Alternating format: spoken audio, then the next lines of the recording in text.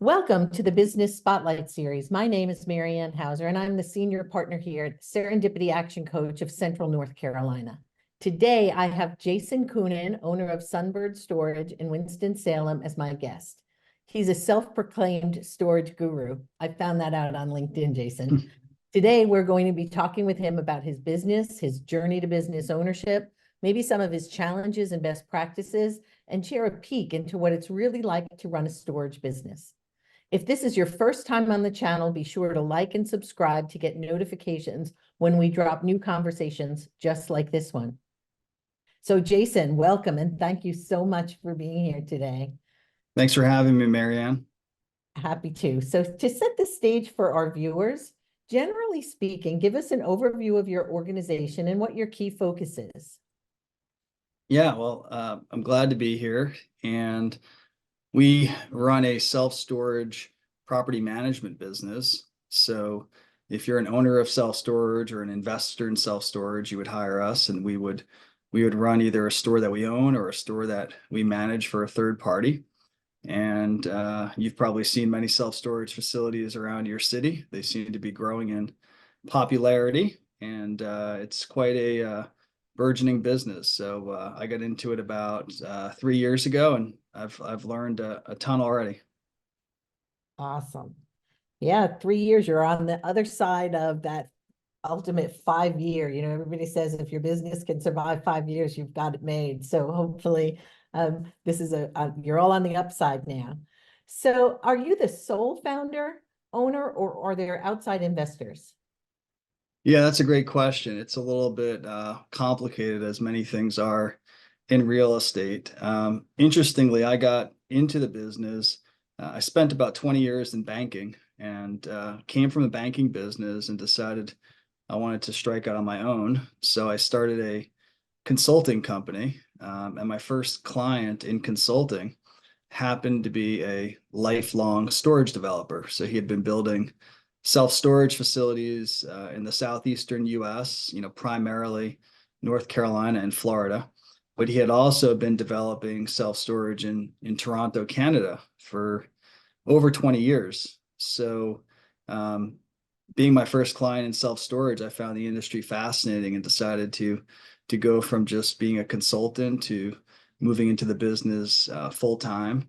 They named me CEO of their Canadian platform, and we became a new entrant into the Canadian market in 2020. So we started in Canada. As I mentioned, they had deep experience building self-storage facilities, but through the years, the three partners at the time, I became the fourth. They had been in and out of the property management business. So they had always been developing, but not always managing. Sometimes they would outsource the management of their properties to the more established large operators, the REITs, different REITs. So to answer your question, there was three other partners already involved in the business when I got involved in 2020. That's when we launched our Canadian brand. And then in 2023, just last year, we launched our US brand, which is Sunbird.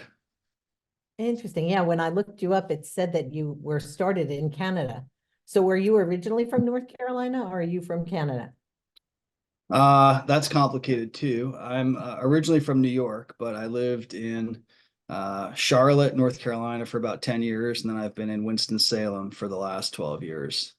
So, and it seems like I'm living in Canada these days, but I go there for about a week every other month. Gotcha. So does it make sense then that you own the Winston-Salem location as yours, but then you're still involved in the partnership, or is it all part of the 4-team partnership?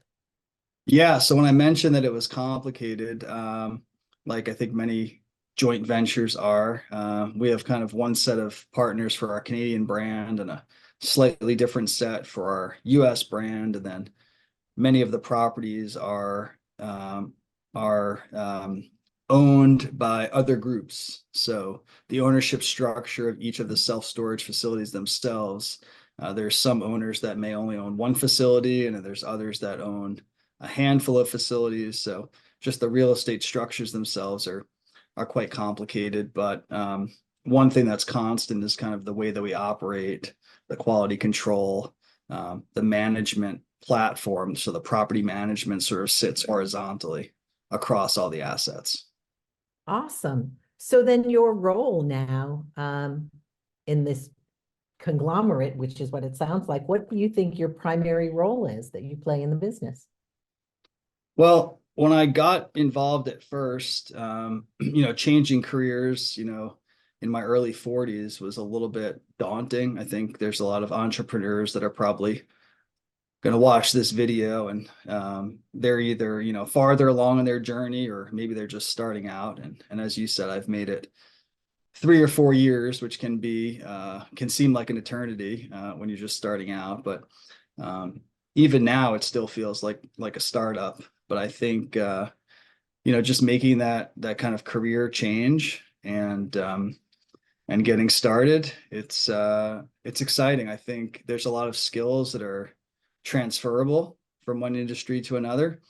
But for me, even though I didn't know much about commercial real estate or construction getting into it, I viewed my role really as just a people business and, managing both our own staff and kind of building a great team from the inside out, but also just how we deal with our clients. So I think despite the fact that the industry may be viewed as a real estate industry, I like to think that we're still in the people business. And that's where many industries, storage is just one of them, are kind of going away from people. They're trying to go towards more automation.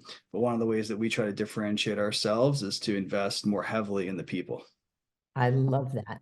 And yes, you're right. I just spoke to a bunch of HR folks earlier today, and it's amazing how process is now taking over the people side of just corporations, just business in general. So good for you. So when you look at your role, how many hours do you spend working in the business, growing it and scaling it, and on strategy and, in the business, actually getting the day-to-day done versus the business strategy and planning? What portion is getting it done and what portion is planning and strategy? That is, I would say, somewhat hard for me to classify. I think just kind of starting out, and I would say, kind of like you described, the first 5 years, I would say is starting out. There's definitely a lot more time in the business than on strategy. It was definitely easier when I was in a more established, more mature firm with a bigger team to spend more of my time on strategy. But I can tell you, as an entrepreneur, where you have to wear many hats and you have a very lean team and you're just trying to, generate positive cash flow, it's a lot of time working in the business. And that's a transition that I'm trying to make now, which is to free up more time to work on the business. I think it's been particularly challenging, probably over the past 6 months, 6 to 8 months, because it was one thing to be running a Canadian operation with 25 locations across the country and 75 employees. And then last year, add to that my involvement in launching the US brand as well, and also becoming an owner in a marketing agency. So it was very busy and spent, I would say, the minimum amount of time I needed on the strategy part, but it was very hard to not be in the business trying to get certain companies kind of off the ground. I think there's a lot of time that needs to be spent on that upfront. Wow, you do sound very busy. We may need another whole business spotlight interview to just talk about your marketing agency. Starting a marketing agency is not easy. I know we coach lots of marketing agencies, and doing that while you're also trying to do this, that is a daunting endeavor. So I can't wait to hear more later about that. So if I were in the audience listening to this podcast, who primarily does your business serve? So there's probably, I would say, just two general ways to think about the way that we serve. I mean, the first is maybe more simple, where our primary client, if you will, is a self-storage owner. So they need somebody to take care of their facility, and generally there's a revenue sharing agreement. So they pay us a percentage of their revenue to manage their facilities. That involves staffing the facility, marketing the facility, leasing it up, and making it profitable so they don't have to worry about it. But then the more commonly known type of target customer or user of the facility would be in terms of the business to consumer side. So the retail customer who's going to be storing in our facility. And there are a lot of I'm sure misconceptions about who stores things in storage and the different uses. I know at first I didn't know much about self-storage or the uses. I would say somewhere around 20 to 25% of your customers are going to be business tenants. So they're going to be storing things like equipment, inventory, documents, files, other things like that.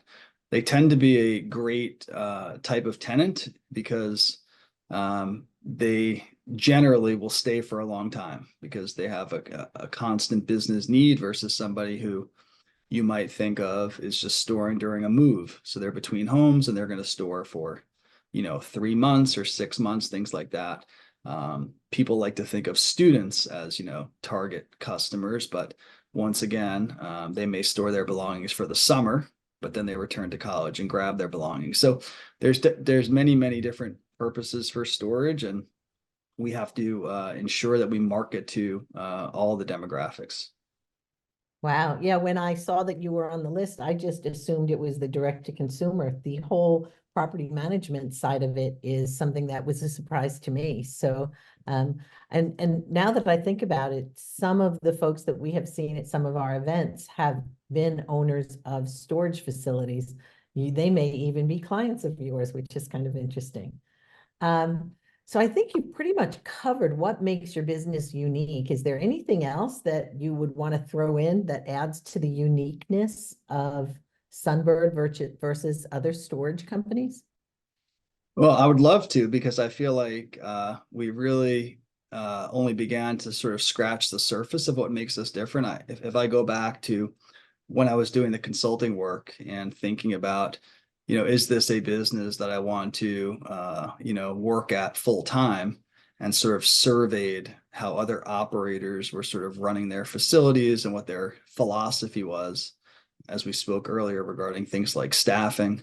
It just became clear to me that there are still ways in what might seem like an otherwise commoditized business to really differentiate our brand. So when I think about the ways in which we're different, I mean, it's everything from, if you look at our Sunbird brand, from just the quality of our facilities, the, sort of differentiation of things like our logo and branding, the quality of the staff that we hire, the level of customer service we deliver, the type of marketing that we use. We talked earlier about what type of marketing we use. I think in our industry, like many industries, most operators are looking for tenants to rent from them.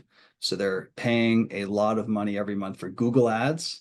So effectively all of their money is being spent on either Google or an aggregator called Sparefoot. So they're spending just a lot of money to buy rentals. Whereas we invest our marketing budget in building higher quality websites with a better customer experience and investing in search engine optimization. So we feel that we end up spending about a similar amount of money on the marketing budgets for each of our locations, but we end up getting many more rentals as a result of that marketing activity. And then lastly, it comes into our sort of customer value proposition. So one of the common techniques I would say in self-storage these days, increasingly in 2023, was for some of the large operators to really offer very, very low prices to consumers, only to then send them rent increase notices after as few as 3 months to get a significant rent increase where your rent might double or triple. So part of our value proposition, because we try and position ourselves as more of a relationship oriented company, much more of a value oriented with full transparency. We're one of the only large operators that will guarantee 1 year of no rent increases. So the common belief in the industry is that you're signing a month-to-month agreement so they can raise your rent in as little as 1 month. We would rather tell the customer, that your rent is $200 a month, but we guarantee not to change it for a year, so you can budget accordingly, versus telling you, your rent is only $100 a month, and then 3 months later sending you a notice saying your rent is now $300 a month. So there's many, many ways, I think, to differentiate yourself in a mature industry, but we really have gone after the service level and the quality, and we find that there's not as much competition in this segment of the market. Wow, that's absolutely interesting to hear. And your marketing strategy is a little different. So if I were to, and this is something that might be of value to the folks listening, what percentage of your income is dedicated back into marketing? Some people have a 3% of income, some have 2. What is the percentage of your monthly sales that's typically invested back? That is a wonderful question, which fortunately I've spent a lot of time studying, because we have to obviously compare ourselves to others.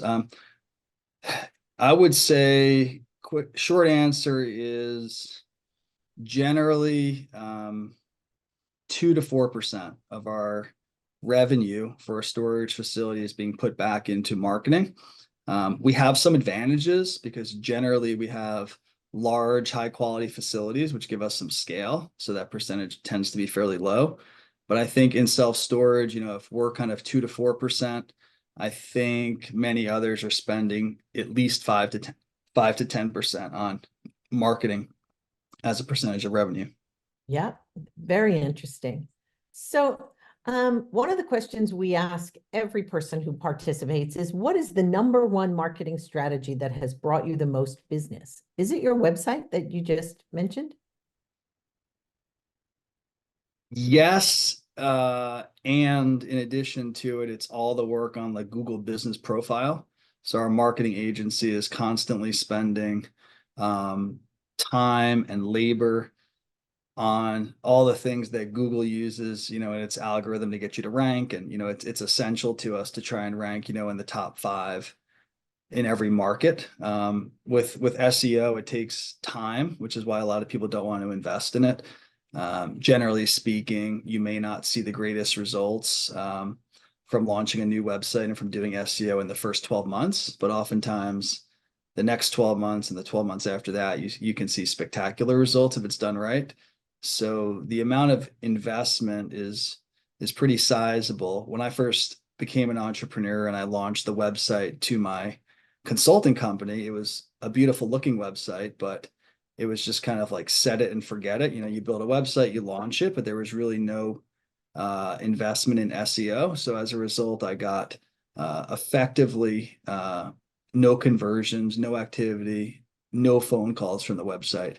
And conversely, we've got 24 people that work on SEO for our storage companies, all, full time. And, we drive tens of thousands of people to our website a month.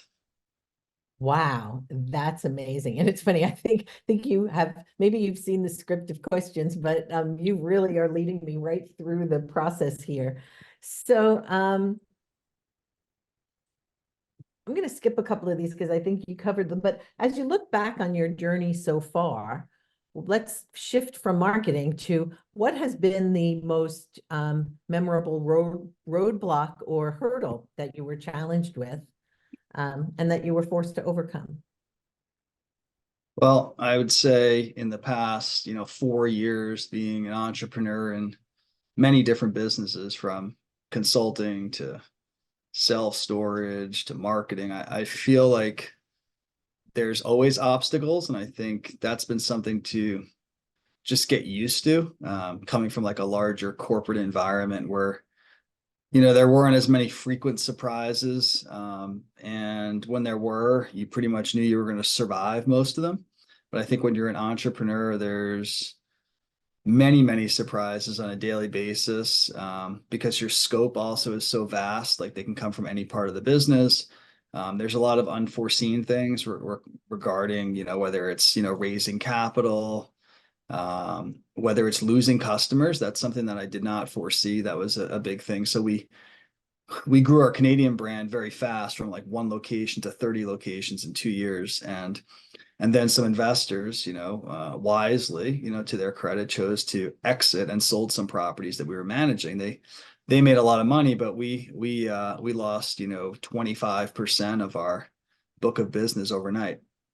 So there's just been a lot of obstacles, and I think you have to really manage the business conservatively and prudently, and you have to plan for kind of the worst case scenario. And that's kind of how we ran the business. And we were able to remain profitable even when we lost, 20 to 30% of our revenue. Wow. So that snippet right there is going to be one that I think will be featured. That was really great advice for other business owners listening to this. So thank you for sharing that. So if we were to think about how you track your leads, right? You said that you're really focused on lead and conversion, which are words that, believe me, not every entrepreneur is thinking about on a daily basis. What do you use to track your leads, and how often do you track them and look at that data? So when it comes to leads, we have, a variety of leads, especially on the, business to consumer side. All of our activity is tracked from its source, so we can see which leads come from our website. We can see which ones are coming through our Google profile, if we were running any ads. And then all those leads, we use HubSpot a lot. So all the leads that are coming through HubSpot. We also have a storage management software. So if someone submits an inquiry or they put a reservation in online, all of our staff at the store is notified. So we really try to be highly responsive. I mean, our business, like a lot of other, let's say, retailers, if you don't respond to the customer within probably 5 minutes, there's a good chance that they can get the same product, down the street. So we find if somebody's, sending us a chat request or a phone call and we miss it, we try to reduce the number of leads that we either miss or that are delayed. We want to be very quick back to the customer, because they can get another quote. If we don't respond to them, they can pick up the phone or submit another inquiry. And that's been very helpful. We built our own kind of care center, which handles phone calls, emails, as well as live chat. We see within self-storage, which is kind of striking to me, but we see almost none of our competitors have a true live chat platform where there's an actual human chatting with them. And we see very high conversion rates in that space as well. So yes, there can be huge frustration when you've got a chat bot and you really want a question answered. So that again goes back to your one of your USPs of making it be people focused, not process focused, and that's absolutely awesome. So we talked about you being in business now 3 to 4 years. Where do you see your business in the next 3 to 5 years? Well, the first thing is I've realized that with, certainly small businesses, it's impossible to forecast just the amount of twists and turns that we'll encounter. But, I'm kind of setting my sights on a long-term goal. We've got 25 locations in Canada right now as an example, and my goal is to have 300. So we're just going to continue on that track. My time horizon is 20 years. So in the next, 5 years, it would be nice to have 100 facilities in the US and 100 in Canada. That's kind of where I see ourselves.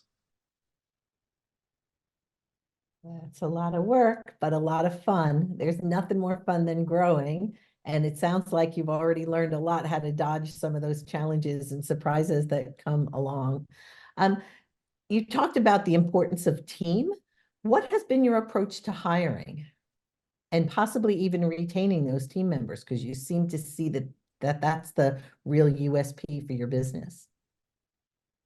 Yeah, well, we've been very fortunate. I mean, I think some of the hires that I made early on for our corporate team, they've just been fantastic hires. They've been very committed to the company and to the vision, and to try to, sort of go into an existing business and disrupt it with a new level of service and technology. So I think that that's our competitive advantage, and that pervades our staff at the store level. So we hire great staff in the stores. I mean, our strategy there is to to hire good people, to pay more than our competitors. So we're trying to hire more skilled people. We provide them better benefits when it comes to things like vacation or healthcare, and then also monthly bonuses. So we see many competitors, their strategy is to, let's see, minimize the labor expense. And I think that's sort of a key weapon. So I feel like in many cases, whatever we spend on labor, we can make 2 to 3 times that in incremental revenue. So while others are sort of cutting labor, they're also cutting revenue. And yeah, we've just got a monthly performance plan, and it's very simple. That's another thing that I've learned over the years is people make compensation plans extremely complicated, and as a result, the staff doesn't really know what to do, and they also feel like sometimes it's not fair or it's not tied to their actual performance. So in the simplest case, we'll pay our staff just for the number of rentals they can do in a month. Focus on renting units, and then as the store gets leased up and it becomes more stabilized, then we'll switch that over to more of a revenue growth plan. So they've got to look at all the different sources of revenue growth, but we don't have 15 or 20 metrics or hoops to jump through to try and get a monthly bonus. And I think those types of plans really demoralize the frontline staff. Mm-hmm. So we've had, by comparison, we've had very few job openings. I mean, there's always turnover, but we've had relatively few vacancies at any one time. And some of our competitors are reporting, very large competitors, that they have 1/3 of their stores that are unstaffed. And that's mostly a retention issue based on the culture and the pay. Wow. So as you value the employees and you look forward, what areas of training do you think your people might need most in the next 6 months based on the current climate? Well, yeah, the climate is definitely challenging. And I think there has been this shift in society, as you mentioned earlier, towards technology and automation and away from humans. And I think most of our training and coaching, which is ongoing, so as opposed to sort of initial training or annual training, I mean, you really need, coaching regularly, weekly, monthly by our, kind of sales leaders. I think that um, basic selling coaching is really critical. I think many operators of storage or other businesses, other industrial businesses probably view the business as products versus people. And I think really to really differentiate ourselves, despite the fact that someone could look at self-storage as being a commodity, right? We're just renting space. The question is, what's the experience like? And, why do people want to do business with you? So I think the constant coaching around the importance of sales, the importance of, following up on your leads, treating the customers with respect. We end up not having to participate in the pricing wars, the race to the bottom, because Mm-hmm. of the service level that we offer. And I had a Love that. large potential investor a couple of weeks ago asked me, like, what's the difference? Isn't all self-storage the same? And I said, without naming any brands, I said, what hotel do you like to stay at? If you're a, wealthy, investor and you like to stay at, a nice, call it 4-star hotel, is there any difference between that and a, 1-star motel? Like, is there any difference, or is it all the same? It's like, oh yeah, it's, significantly different. I was like, okay, well, that's the difference in experience that we're trying to deliver. And I think the competitors are making things easier, because right now it's very fashionable to say that you're cutting costs and eliminating staff and going with remote managed facilities, right? So completely unstaffed. Can you imagine if you had never used self-storage before and you were going to a facility with 800 units in it, and you didn't know what you were doing, and you were going to go talk to a kiosk or try to do it yourself?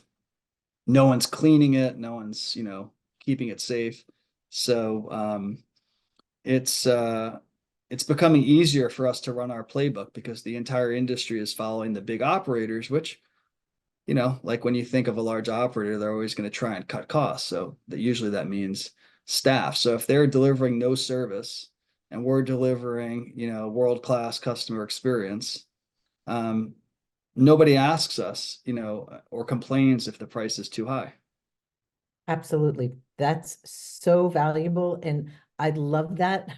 Wow, what a difference. So we have covered so much background already in our conversation today. So for those of you who are watching this podcast, I highly encourage you to save this and come back a few times, watch it a few more times. There's lots of great nuggets here. If you're an entrepreneur, Jason has really covered some of the things that really make a business stand out. So as we begin to wrap up, Jason, I just have a few rapid fire questions, quick top of mind answers for each. So what is the key to success for you? Just showing up and adapting. So the world keeps changing and we have to adapt with it. Beautiful. What is one piece of advice for other business owners? Easiest piece of advice I would say from my consulting experience and storage experience is to spend more time on your pricing and to test your pricing. I would say most businesses are terrible on pricing and they may have a higher value product, but they're afraid to test the upper limits of their price. Beautiful. Great advice. If you have, what is one book that you're reading now or that you've read most recently that's worth sharing? I unfortunately do not have any time to read. Oh, maybe I'll send you a good book to read. Send me a book. I'll read on my next plane ride. Awesome, I will. I can probably drop it off, right? If you had to choose one area of your business that you could immediately improve tomorrow, what would it be? I would say just kind of, maturing into a mid-sized business because right now I find myself struggling to delegate since I've been wearing so many hats and just trying to adapt and survive this roller coaster. So I feel like the ability to kind of build out the team and get to that next level has been a real challenge. Awesome. Yep. And I don't think you're alone when it comes to entrepreneurs. So before we get to the final question of the day, how can the folks listening today, how can they learn more about you or your company, or how can they get in contact with you? How will they find you on social media? What is the easiest way for them to get in touch with you? Uh, Probably LinkedIn. So I'm pretty active on LinkedIn. So just look up Jason Koonin on LinkedIn or Sunbird Storage. We've got a page and you can send me a DM or you can email me. Awesome. Very good. We'll make sure we actually post that on the video as well. And then the final question is, what is most inspiring to you today? I'm inspired daily just by the work that our team does. So as I mentioned earlier, I view it as being in the people business and our team is just very dedicated to the brand and to our customers and they just show up every day and do great work and I'm just fortunate to work alongside them. So that's inspiring, just seeing how they go above and beyond to just continually surprise and delight our customers. Beautiful. Thank you so much for your time today, Jason. Um, we look forward to seeing you maybe in the next video spotlight about your marketing firm. Thank you That'd very be much. great. Thank you.